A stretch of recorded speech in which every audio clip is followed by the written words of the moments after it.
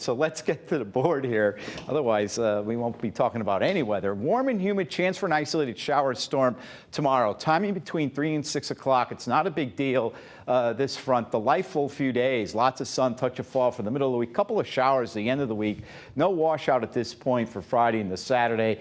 It's a little bit too early to tell what's going to happen next weekend. We need to get by the next couple of days, first of all. Dew points are up a little bit. They're still not too bad.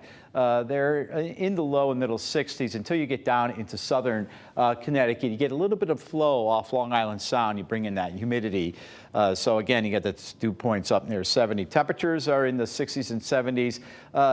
Here's the front. It's a pretty weak front. Of course, it is nighttime here in the east.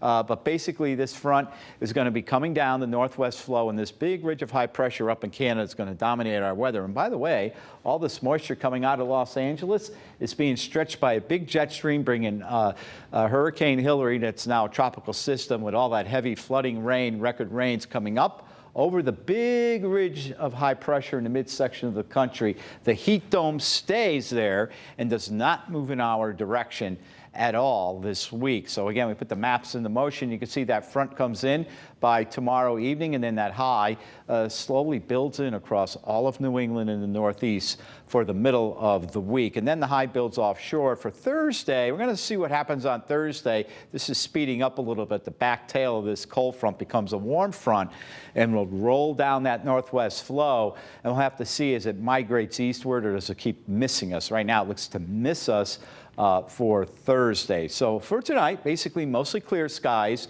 Overnight lows will average into the lower and middle 60s, and the wind will be light. That northwest should be just light and variable. Tomorrow, there is the chance for an isolated shower or storm. Highs in the mid 80s, maybe upper 80s.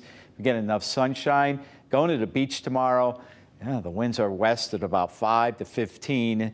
And Tuesday, mostly sunny, a cooler 75 to 80. Timing it all out. Okay, so we're mostly clear tonight, a few clouds. And then here we go tomorrow afternoon. You can see a couple of spot showers, and that's it. So I don't think we're going to have any severe weather. I'm pretty sure about that. That pulls offshore, and then we're mostly clear and pleasant for your Tuesday.